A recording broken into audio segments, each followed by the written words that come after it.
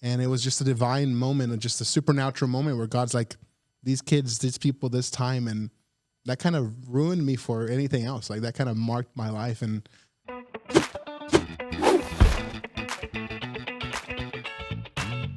hey, everyone, and welcome back to the Power of Prayer podcast.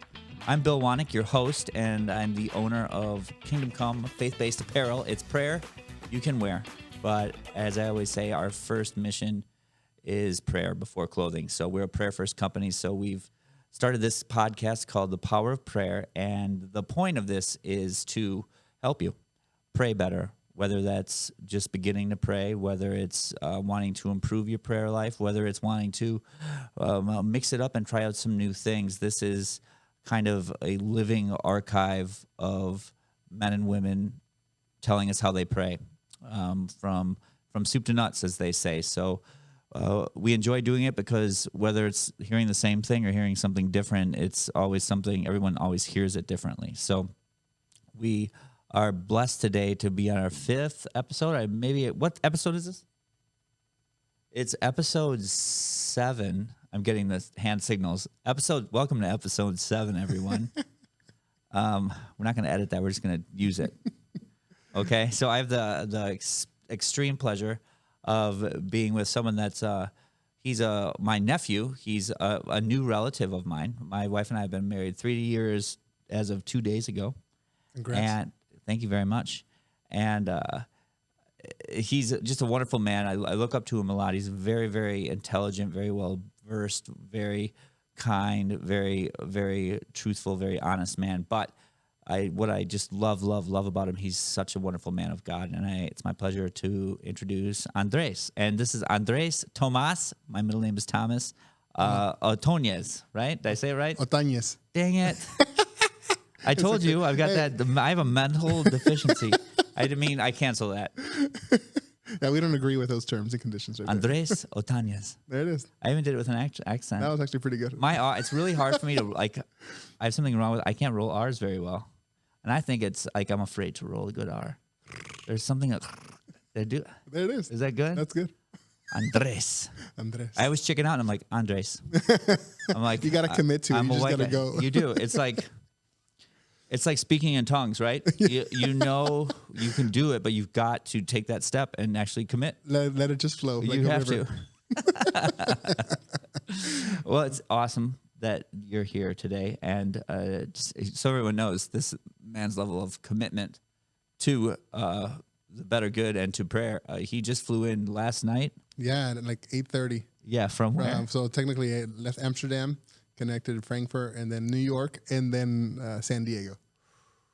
So it was a mission. It was a mission in itself. Yeah. But that's kind of part of your life, right? Yeah. Why don't you tell us a little bit about you? Yeah, I mean, well, first off, thank you for having me, and then it's just a pleasure, and feeling is very mutual. I'm just excited to be able to partner with family, and then also kingdom family, right? I mean, what God's doing around the earth, and to know that your uncle, my aunt's husband, 2 beautiful kids, and then celebrating anniversaries on her birthday and stuff. Yeah. So you guys are going for it. So it's just awesome to be here. So a little bit about me. So I wasn't necessarily raised in a Christian home, or even Catholic for that matter. I mean, both my parents are Mexican. I'm a first generation American. And we just kind of fumbled on our faith, really. It was through my youngest brother's best friend's mom that we started going to church. They invited us, and then we would just go. And for a whole year, I was a little younger then, there was always a fight. Something chaotic would happen on Sunday morning for us to go to church.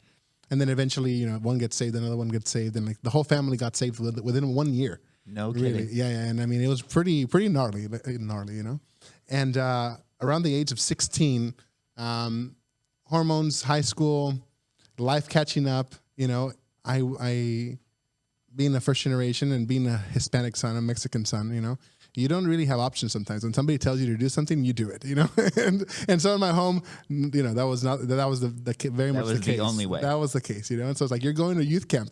We put on a smile on our faces and we're like, yes, we are, regardless if we wanted to go or not.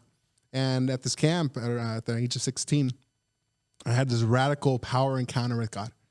You read the book of Acts. It was a supernatural moment where I got caught up in heaven. I mean, I was out of my body spiritually. I was just taken up, and I experienced God in a whole new way. I came back down to Wait, earth. so run me through like Sure. run me through that atmosphere. Like, So it's this camp.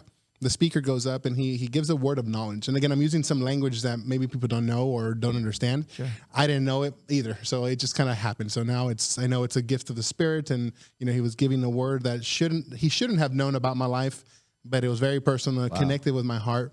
I stood up and I extended my hands to heaven because it was just something that happened in me. And I was literally like with my hands extended up to him for over an hour and a half.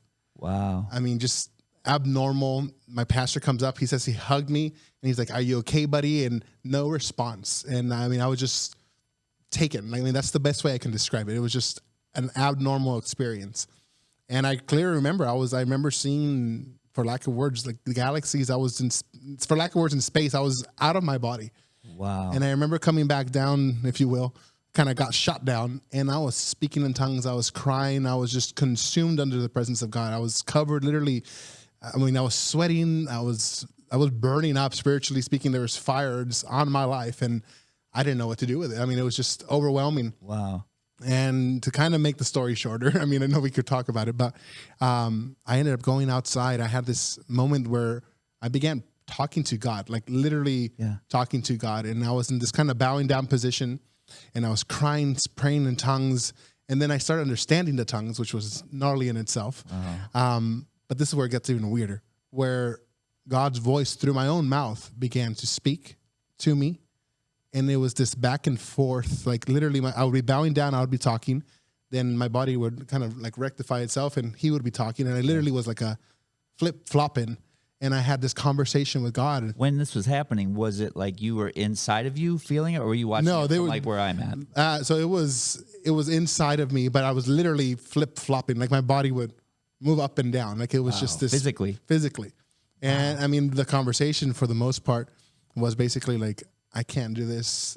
I don't know how to overcome this. And it was always, I'm with you. I got you. Like it was just this support of a father. And I just was kind of raptured up, taken up. And I just, to make the story a little, what happened, like I ended up stealing the microphone from the speaker. No. Yes, I stole the mic. Yeah. At a youth camp, I steal this microphone from the speaker, and I began prophesying, praying over the room, and basically the book of Acts, people just started encountering the power of God left and right. And it was just a divine moment, and just a supernatural moment where God's like, these kids, these people, this time, and that kind of ruined me for anything else. Like that kind of marked my life, and that's what I said. Like my life is ruined for anything else. Like I have. What else do I go to? Like I have nothing else. Like I have to keep on saying yes, a bigger yes in my heart, for lack of words. Wow. That's like, I've never heard that story before, and that's absolutely fantastic. That is that's the dream, right? Like, sure. Like, people are like, God, do something. Yeah. Well, I didn't even want him. Like honestly, like my thought going to this camp was, this is a BS Christian camp. Sure. It's not going to change my life. Sure. Like that was my mindset. And all of a sudden he's like, no, I want you. Wow. And he just picks you out of the bunch. It doesn't, I mean, that's where in my life, I'm like, you know what you've been forgiven of? So then you love so much more. Yeah. Right. I mean, that's what Jesus himself said, right? And it's like pouring out your life, giving your life fully. And he's worth it. And he's beautiful for it. He's so, He's all you want to do. Like that's all you want. Yeah. Well, I think that's great because he knows us so well that I think that he not only touches us, but he knows how to connect with us in a way that's going to fill our hearts in such a special way that, that we need the most. Like for me, my father and I love him to death, but we weren't very close. Right. So I've always really looked towards the attention of others. Right. I really like acceptance. Right. Like, sure. And I pick out these father figures to kind of glom onto, for lack of better words. I've always done that. And I have one. And once I found God, he started putting them in front of me, which is really beautiful. Yeah. Right. He really has. Like I've got Jim O'Connor is like my California father. And like he's an elder in our church, and God's placed him there for me, But when I say that he touches you in the best way, when I encountered God when I was first moved back here, it was through a guy outside of my job who just offered to pray for me. But he was like the cool kid at the office, right? So God was like, so this guy offered to pray for me outside, and I didn't know what the heck he was talking about. But that was such an important thing for me to write. He was using this guy to reach me, right? And that just really that made my entry. That made me, the barrier of entry became less, right? Because I was like, oh, this guy's amazing, but he's got this other whole side to him. What's this God stuff? Like I thought, sure. And at first I thought that this guy was that he was just an awesome dude because he was super smart and skilled and talented, and then he had this extra sprinkling of coolness because he liked because he liked God. Yeah. But what I came to realize is it was the exact opposite. It was because he was close to God. Wow. He was a good man. God, he was God gives us our creativity. He was honorable because of all these little things were the sprinkles, and God was the core of the cupcake. That's right? so true. Come on. But when we're outside, when we're in the world, it can look the opposite, right? Yeah. But absolutely. that is an amazing story. Yeah, pretty gnarly for sure. Absolutely. Yeah, but talk about no going back after that. No, and I mean, and that's part of the thing that I mean throughout your journey or my journey personally. Like, of course, there's the ups and the downs, the mountaintops, the valleys, the highs and the lows, the left turns, the right turns, the chaos, everything in the middle. And I mean, being, I would say, first generation American, coming from a Mexican family, but also being first generation Christian, really, because all my family got saved at around the same time. But it was very much the prayer dinner, maybe go on a mission trip. It was doing maybe the Christian stuff, or we're not going to cuss anymore, or we're not going to listen to that music. I didn't already listen to music, so that was easy for me. So but it was just the regular stuff. And after this moment, really, with God, it was just like, I have to give myself to something. And he is the something. He is the pearl of great price. He's the thing that, I've lost, or he's, and it's like, now I found what I'm made for. I say my life is ruined for anything else. Yeah. I'm believing God for a generation to be marked, to be significantly touched by God. It's like, if he can do it in my life, he can do it in others. Yeah. And it doesn't have to look the same way, but the reality that he is a loving father and he wants to connect with his kids. Like, that is the truth. Absolute. There is absolute truth, and that is one of them. That he is a loving father and he wants to connect with his children. And right? It's what a blessing to realize that we are his vessels, right? Yep. Like, we are, some of us willingly, hopefully, but it was great that he knocks on your door sometimes when you weren't willing, right? Right? Because you're a complete vessel for God right now, and he didn't just knock on your door. He ripped the door open and lifted you out. Yeah. I like how people, the Holy Spirit or the God's a gentleman. I'm like, absolutely. I said, but I also know a gentleman would push you out of the way, knock you down if a train or something was coming. Right. So it's like, what type of gentleman do you need in your life? Right. Some of you need the kindness of God, and sometimes you need the push of God. It's like, let me get you out of there. I mean, we read that with Paul, right? I mean, he got knocked out of a horse, turned blind for a couple of days. So it's like, yeah, he's a gentleman, but don't make him a pansy either. He's going to do whatever he needs to do to get to you. That's a beautiful way to put it, but it's true, right? Yeah. It's just like any father, right? You always have to, you can't just always be running and hugging. Sometimes you need to show them with a firm voice, with a firm hand, what you're protecting them from and what they need to watch out from. Yes. Right. And if there's a semi truck coming towards my daughter, I'm not going to gently. Yeah. I'm going to be like, you're going to do whatever it takes. You're going to look reckless even at moments. Yeah. Well, I think that goes back to what I believe is the way that God loves us is so. There tends to be this thing about God where he's just always up there smiling, and God's infinitely patient, right? Because he's going to wait for you to stop messing up until you get it right. But he's not just up there skipping and knocking out. He's up there screaming down from heaven, I love you. I want you back. I love you. I want you. It's the most intense.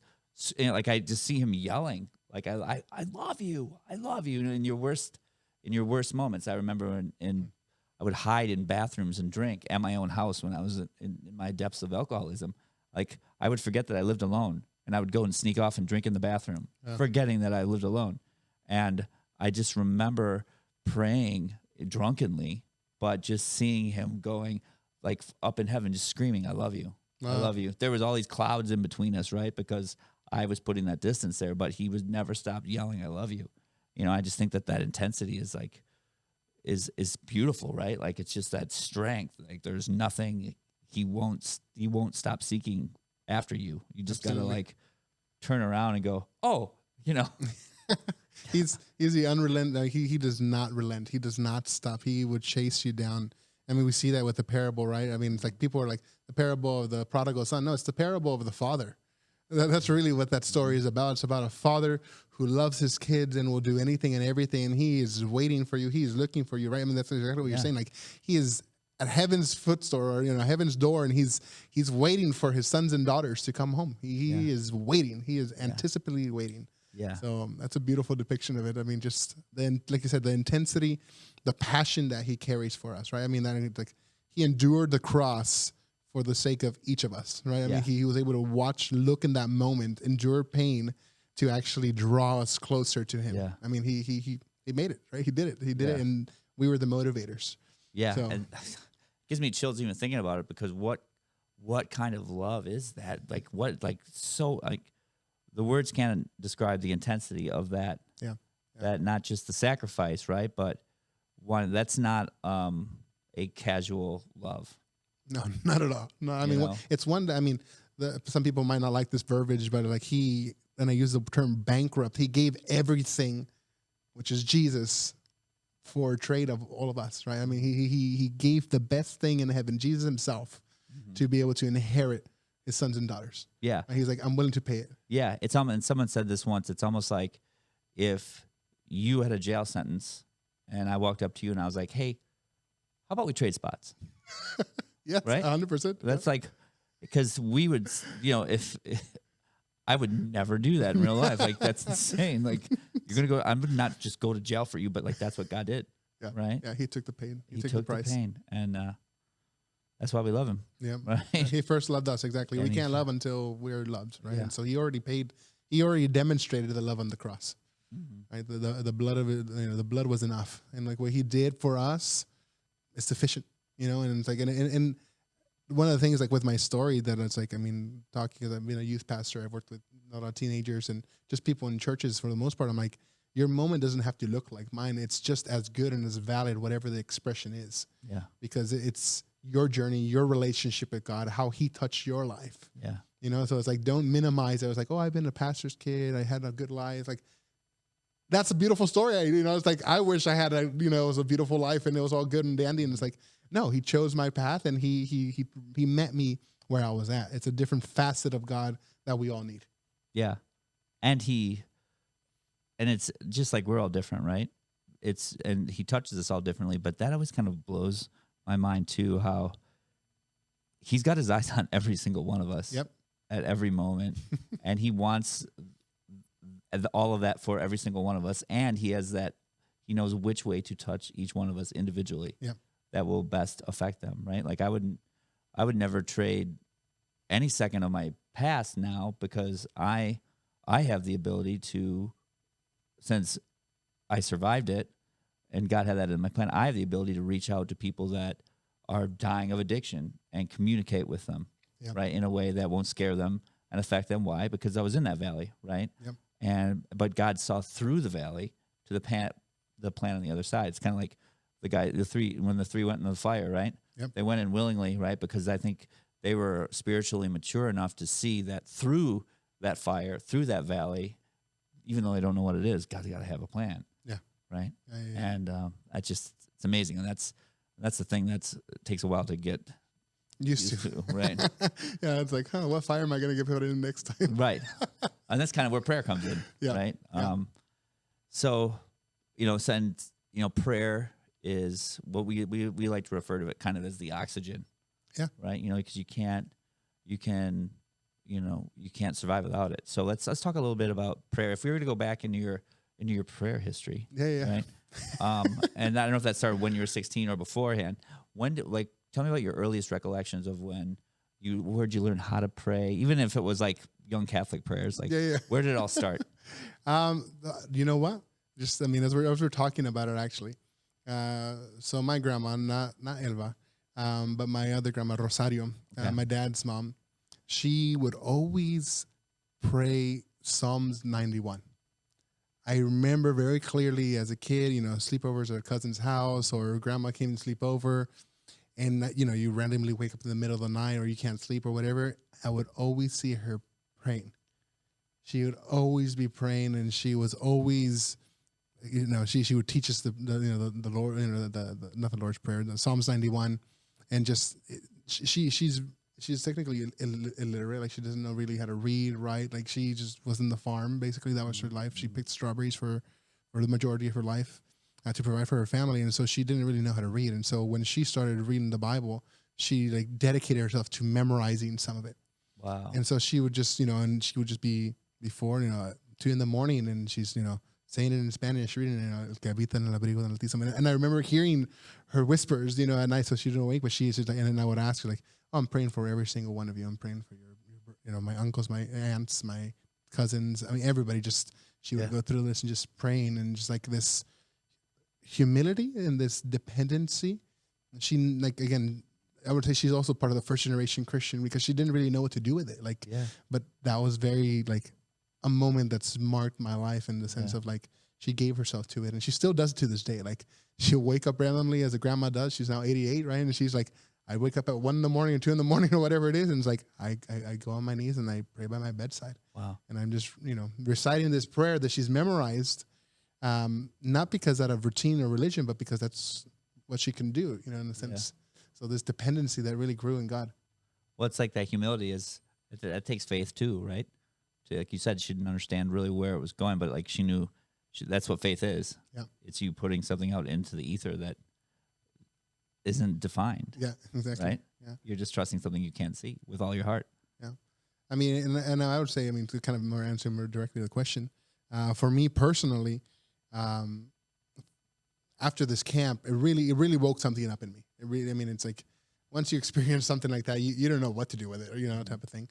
And we had a game room at my parents' house, and my brothers and I, because they were at the camp as well with me, we decided to make that a prayer room. Oh, wow. Like, what 16, 17, and 14-year-old boy, or, I think my younger brother was like maybe 12 actually, who decides to make us an extra room, a game room, a game room to a prayer room, and it was because we knew that we encountered God. And we knew we wanted to create a space. So your brothers too. My brothers were too. In on that. Yeah, they were there, and they were marked, and they're like very significant. But that's a story for them to tell. Mm-hmm. But for me, like for us, like we created a room, and we kind of dedicated it to the Lord. And technically, the house that my parents, it was their second home that they bought in. We actually had put scripture on the wall, like inside, and just kind of dedicated the house, if you will. And this prayer room, I had a black light, put a black light on. We had little candles. Like we just made a space just where we can meet with God. Like it was an intentionality. Made an atmosphere. Yes, out of it. Exactly. And for me, it was just honestly, a lot of it was just praying in tongues at the beginning because I didn't know what to pray. I didn't know how to pray. Sure. So it's like, I know this works, so I'm going to use this, And so I just would pray in tongues, and all of a sudden I remember, like, for lack of words, prayers coming out of me. Asking God for revival, asking God for a move amongst young people, asking God to restore, like things that were not necessarily in my lens, becoming my lens because I was communion with God. That's what prayer is, communion with God, right? It's this connection. And, according to Corinthians, it says like, hey, speak in tongues if you can, or, prophesy. I'd rather you prophesy because you can understand, people can understand you. But if not, pray in tongues. Like it's good, it's to build you up. Yeah. And that's kind of what I experienced. And a lot of people in that church community, they I called them my healing rooms crew because we had a healing ministry at the church, and they were all 70 plus. So these were my best friends now. When I went to church, they kind of adopted me, and I would have Bible studies with them. They would kind of teach me, just and they started then walking me through discipleship, because I think that's really it's life on life, right? And so they taught me how to pray, how to ask God for somebody, ask for healing, or ask for a prophetic word and a word of encouragement for somebody. And I would have it's like these generals in my life, people who had gone before me. They're like, God's doing it in another generation. We want to resource. We want to give everything we have. And And it's so this, they were like older, like elders. yeah, I mean, they were talking about 75, 85, Oh, wow. and like they were generals, I like to Yeah. say, and it's like they adopted me in, and we had this healing rooms ministry, and they're like, hey, we want you to be a part of this, and it's a network called the Healing Rooms, and they were connected through it, and they just said, hey, we want to take you on, and so they did, and at the beginning I would be like in a little corner of a room, and they would do all the praying, and like they like it was like watch us do it. Yeah. Right, and then all of a sudden they're like, "Hey, why don't you? Hey, what are you feeling? Or what are you experiencing?" And then then they hey, why don't you pray, or why don't you So then it's this model that I've kind of adapted, where it's like, I do, we do, and then you do, right? And it's this beauty of seeing how people do life. I mean, that's what Paul said. He's like, look at me because I follow Christ. I think a lot of times we kind of opt out as humans or people. It's like, hey, don't look at my life. Just look at Jesus because I'm going to fail you. Or it's like, there's a higher call. Like there is like this way of like, Paul said, look at my life. Mm-hmm. I think that's a call to the church, to us as believers. Is like, can people look at your life? Can people actually look and say, hey, it's like whether you're new to it or not, like I was 16, I didn't have no grid.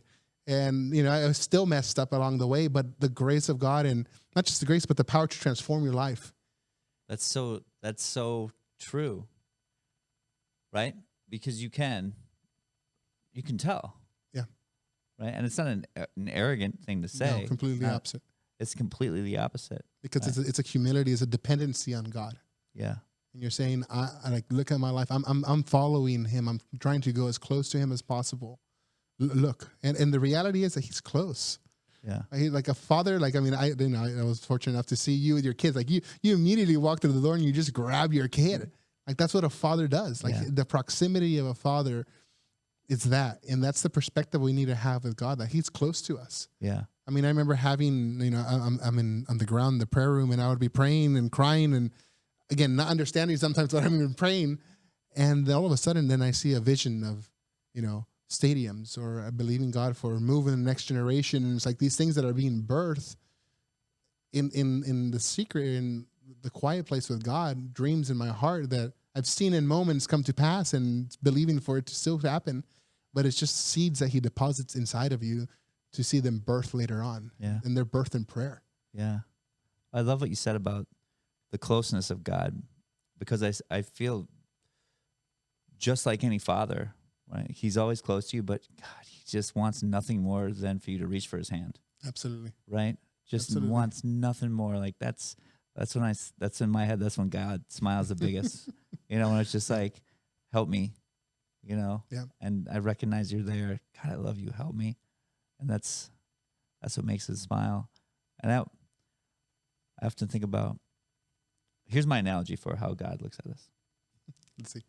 So there's two things. One, what's your favorite holiday? Oof. I have to go with Christmas. Right. I was going to say no competition, but It's got good. So like the non-parent answer is the way that you looked at the tree on Christmas morning when you ran downstairs and you saw the presents. And for parents, it's there's the way that, because like every parent can remember the way that they looked at their child the first time that they held them, right? And just think about that. Like if you're out there listening, you have kids, think about that way that you looked at your baby. That is how God has always looked at us, and that he does always look at us, right? Sure. It doesn't. His gaze doesn't change. Like no matter how much you think you disappoint him, how far you fall, his gaze doesn't change. And tell me if I'm wrong, but I believe that. Like he loves us so much that he always looks at us like that, and he's there to pick us up with that same love. He doesn't, like the prodigal son, like that story. Like he doesn't walk towards him shaking his head, right? Like he sprints at his son, like full on sprints, and just gives him like what hung on his neck, right? Like the most intimate of hugs. It's like that's how God works, and so that's how I always think about that. I mean, as you're saying that story, just my mind just racing with some thoughts, because like a friend did kind of a study on it, and they were just kind of like dissecting a little bit like what these attributes meant, because he put in a ring on his finger, which represented authority. He put in a robe, his position like a son, a prince. Like, and so not only does he welcome you quickly with arms, he restores you to a better place than what you were already. Wow. He redeems you. Like, that's what the redemption is to put you in a better place than what you were. Yeah. And so he makes it even better than what it originally was. And so this sensation of figuring out, is God distant, or is he angry with me, or do I need to pray more, or like this list of duties or demands, that's out the window. Like, God, no place does he want that. Like, it's out of delight. It's out of relationship. It's literally, he's chasing us down. We were saying earlier, like, he's fierce. He is fierce about it. Like, in that culture, kings don't run. Like, I mean, in that time, like, that was like reckless. Like, that was so countercultural. And you see a king running towards this, son who is a mess. And he immediately give him a ring, give him his sandals, put a robe, put a crown on him, throw a feast. He celebrates him with no question. Why? Because it was always his son, his beloved son, right? It's like he didn't diminish him. He didn't make him less. He celebrated him extravagantly. And that in itself, right? I mean, I think that's the reality of the kindness of God leads us to repentance. Yeah. Right. It's not judgment. It's not condemnation. It's not the law. It's not more prayer. It's the kindness of God. So you have to receive from him first before you can even give something back to him. Yeah. Wow. Yeah, that's great. Kings didn't run back then. No. It was like, no way. Wow. So it's extravagant. It's out of the normal. Yeah. Out of the normal. Yeah. But that's what his love is, right? Like, exactly. Where he wants us to make that our normal, right? That's like what the kingdom of heaven is, right? Like, that's the kingdom he wants to bring down here. It's just, there's a kingdom trying to come down and a kingdom trying to come up, right? Yeah. And we're in the middle, and that's the battle, right? Sure. So okay, that's good. I like that. So it's interesting how you started off kind of more praying in tongues. Yeah. When usually that's like part of the progression. Yeah, it's true. But what's so cool about that is it's almost like to where praying is reaching out to God, right? And having him guide you. When you're praying in tongues, it's more internal, and it's like the Holy Spirit inside, like from behind you now pushing. Yeah. Right. And that's why I feel like you were getting those prophecies and those things coming to you, those, like the visions of the stadiums and stuff like that, because it was more of a push, right? Yeah. Like he was giving you that stuff. So that's really, that's awesome that you came in like that. Well, I mean, I've heard it said, kind of heard it taught that the kingdom, our kingdom, the kingdom of God, is a reward-based kingdom. Like, it's not, duty, it's reward-based. In other words, like, he's like, the promises of God over your life guide you towards the next thing. And so it allows you, it said that Jesus endured the cross. Why? Because of the joy set before him. Mm. And so in the same regards, the reason why we can endure or persevere or get past through things, it's the joy that sets before us, the promises that God has for us as well. So it's this drawing us into, and so God knew I needed promises in my life, because I was not in a good place. I was in the middle of very poor choices, lying to my parents, sneaking out. I started drinking, I started partying, I started being in the wrong crowd. And yet he's like, I'm going to pick you out, but I need you to see what I want you to make you to be. Yeah. A teacher that I listen to often, he said, God often gives you he shows you the orchard, but then he gives you the acorn. Right? He gives you the promise. He shows you the dream, what's possible with him. Look at Abraham, look at the stars, right? And then he has no kid, right? And it's like, look, this is how big your generation is going to be. This is the promises I have for you. Now go into a land. Like, now you have to trust. That's our faith journey. That's our walk, right? And so in the same regards, like, although yes, a supernatural encounter, experience with God, I still had to walk through my stuff. Yeah. I still had to wrestle it out. I still had to, believe for growth in certain areas of my life where we're lacking. And it's like, he loves that process. Like what you said earlier, we're his vessels. I like the verbiage that we're broken, yielded vessels. Yeah. Where he can come and fill. Yeah. And the more he fills, eventually he overflows in our life. Yeah. And that's great too. And like, I love what you said about broken vessels. It's because, again, God wants our broken vessels, right? And somebody, just the last episode was like, who goes into a store and is like, can I see your broken vessels? Like, again, that doesn't make sense, right? No. And so that's just one reason God is dope. Let's talk about prayer now. So let's fast forward to now prayer. Yep. And this is where we kind of really get in and kind of help people. And this is just simply, let's talk about how you pray like on a daily basis. Like, walk us through the when, the where, and all that fun stuff. Yeah. So No detail is too small. okay. So to be clear, right now I am kind of meandering through life in a sense. That's kind of the verbiage that I'm using, and so it looks different. Mhm. And I think that's one of the beautiful things about prayer, that a lot of times, people refer to it's a conversation, but a lot of times it becomes more of a list and a duty, or 100%. and fair game, right? I mean, if you don't know how to do something, you're gonna want to try to figure it out, right? But I go to Proverbs, like it's not in our own understanding. Like this is a relationship. Like you don't have a manual how to how to talk to your wife, or it's like you just do it. Mm-hmm. You just figure it out with the messes included. Yeah. Right. And so in the same regard, I want to just kind of preface that conversation with like, there is no per se manual to do it. It's just doing it. It's just a conversation. It is literally life on life. That's what he wants. It's a connection piece. So for me right now, currently, it looked different. So part of it for me could be, I literally can wake up, open my eyes, and I'm like, good morning, Holy Spirit. And then I'm just like, I welcome you to the day. Like it's just that simple. I go and I do my normal routine in life. Maybe I'll pull out my Bible. Maybe I won't. Maybe I'll go on a walk. Maybe I'll just lay down, put some music, instrumental music, soaking music, as I call it. And you just kind of just lay there and rest. Something that I like, and I've been praying for, I've been speaking this out as of late, this past couple of months really, is Lord, make me a resting place.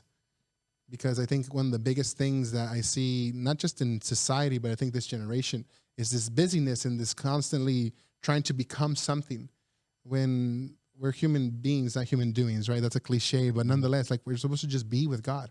That's what he's longing for. And so I'm praying this prayer of like, Lord, make me a resting place, because he can't land on something that's not resting. Like if we, when Holy Spirit fell on Jesus, and I said it came like a dove. I don't see any doves landing on people that are running around. Yeah. Right. I mean, it's like this position out of rest, this place of like, I don't have to perform. Like that's something that's a huge hurdle that I've overcome. And it's like my life currently, it's like, if you look at it, you're like, what are you doing with your life? And it's like, I'm trying to follow God as best I can. Like that really is the sensation, what I'm going after.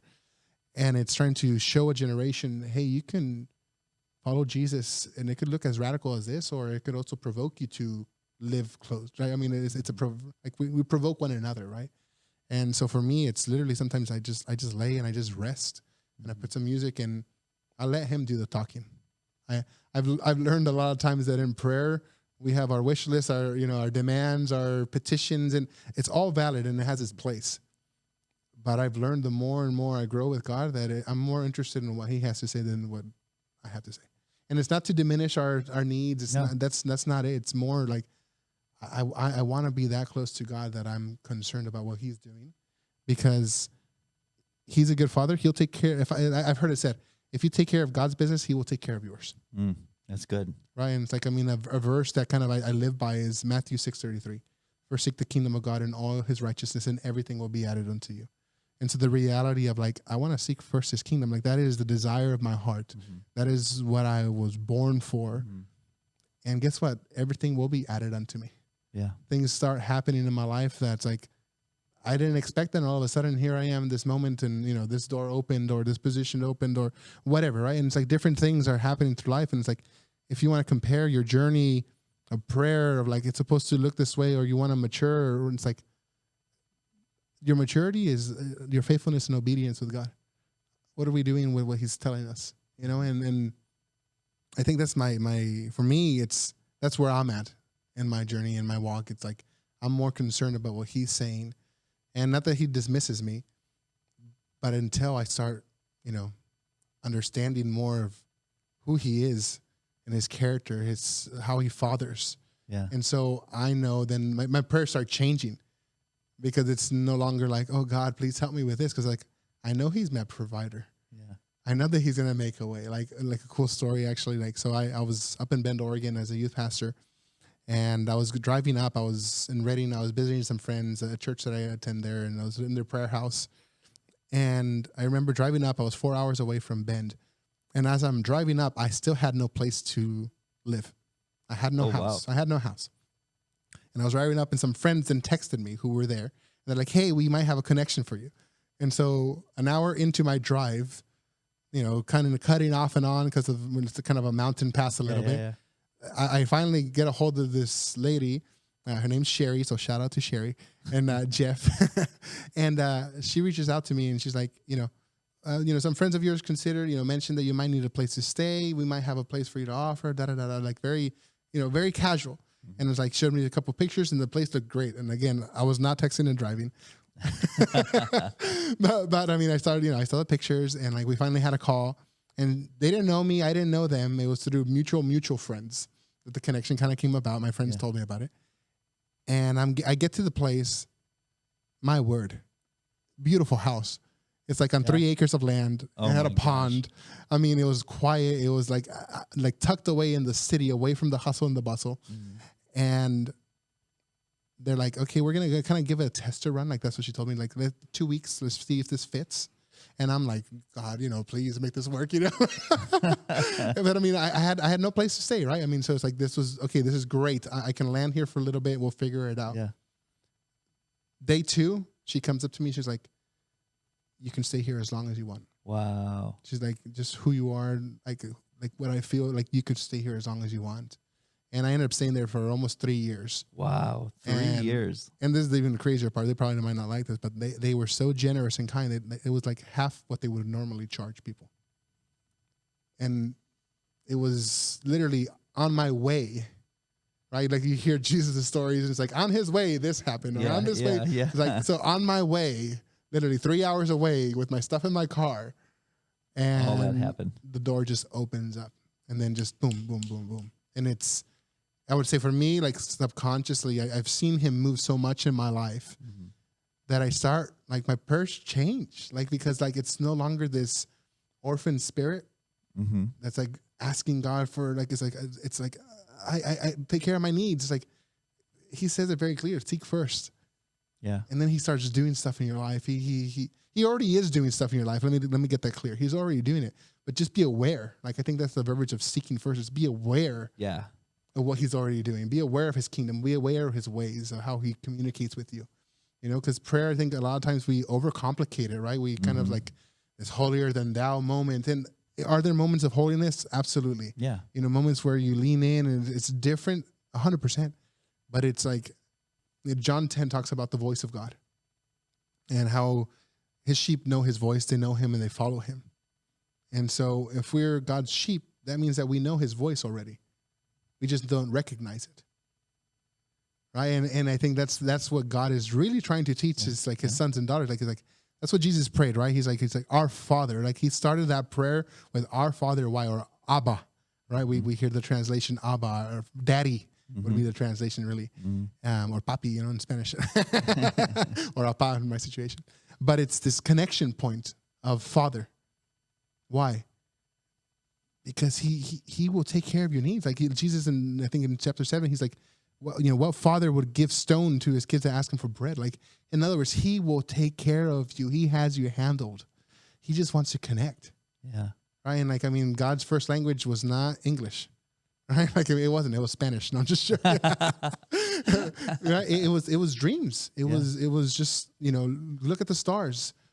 It was this inner knowing. It was this sensation. It was like his voice, the vastness, the communication of God is so vast that we can't limit it to, I'm going to sit down, I'm going to write what I need, and I'm going to call that prayer. Yeah. Like, he's welcomed into connection, into friendship, with partnership. Well, that inner voice too is so vast, right? And it begs the question. I look back now, and there are so many times in my life that. And I think, too, it's like with that tug that we sometimes call intuition or our gut, is not either of those things. It was God tugging on us and trying to speak to us. Exactly. But we weren't open to it. Yeah. We weren't paying attention. Yeah. Right. And seeking it, and we ignored it. Right. At which point, God, all right, let's try another way. Let him go. Let him walk. Let him, like you said, on his way, on your way. Some people, when they choose to not listen to God, he lets them go on that way for a while, and then he comes back around, right? It's true. Like, I remember so many times in my life where I felt those tugs, and I thought that was my gut, and it absolutely wasn't, and just like people call it synchronicity too. No, there are certain things that happen that are definitely God. Yeah. You know, Yeah. I had the same thing happen once when I moved to LA, and I had this, and I didn't know anybody, right? I was going to go throw away. I was like, let's throw away the whole college education thing and let's go be an actor. Okay. Because that sounds like a great idea. Come on, Kids. somebody. So I moved to LA. I had nowhere to stay. But my college nickname was Face. That's a whole story in itself. But Okay. I got that. You're gonna have to tell me later. I got that in my fraternity. Not recommended for anyone to go to fraternity. Those friends won't last. Kids, stop it. But my name was Face, and I got that from the show The A-Team. Because in the A-Team, remember that old show? There was a dude named Face, and he always wore a suit. So that was my name in college, was Face. And so I literally, this is back when I still prayed a little bit before like I really fell down the dumpster, right? And I remember like sitting in, it was a green minivan that I'd driven out there because I had a job selling golf greens. The mystery machine? It was just pretty much. But so I'm in this thing and I'm praying like, God, like, please, Lord, like I'm saying Hail Marys at this point. Like I just know only Catholic prayers. Sure. Please help me find a place to live if you can. God, that would be awesome. Thank you. And a college roommate called me and she's like, I think you should meet my uncle. And I'm like, okay, why? Well, I think he's going to let you live in his pool house. And I'm like, okay, why? Just trust me. So I go over and I meet her uncle and her aunt and their daughter, who is now my firstborn's godmother. And they're like, they were kind of standoffish towards me. They're like, who is this guy? And they're like, hey, with the introduction, you could just tell that there was some friction. They're like, okay, hi. And they're like, well, so Tom, and this is Face. And the dad like perked up. He's like, what do you mean this is Face? And she's like, well, in college, his nickname is Face from the A-Team. And he goes, I created and produced and wrote the A-Team. And I'm like, I absolutely did not know that, sir. And he's like, let me show you to the guest house. And like, it was just like that. I lived there for 2.5 years. Come on. Their daughter is my daughter's godmother. But like any sane person or saved person would be like, that was God, Yeah, right? yeah. But I just threw that in the bucket of like, what a coinky dink, y'all. Yeah. And, God was like, okay, keep going on that journey. But, now I see that was God. Yes. Right? Yes. It's just that, and I think so many times that stuff like that happens and people just disregard it, right? Because that's what the devil wants us to do, right? Like, that's why things like luck and crystals exist, right? Yeah, absolutely. All those distractions. Tarot cards is like, look, here's an excuse to why this works. Yeah. And Right. I mean, just I know the topic, obviously, prayer, like pop, pop, pop, pop, pop. pop, pop. You got to look right at your camera. Where's your camera at? Is it the pop, pop, pop, pop, pop, pop? There you go. There. I was watching I think it was like the little promotion one. So we're having so much fun talking with Andres that we are going to make it into a 2-part episode. That seems to be a pattern here at Power of Prayer, but that just means that we're getting a lot of good downloads from God.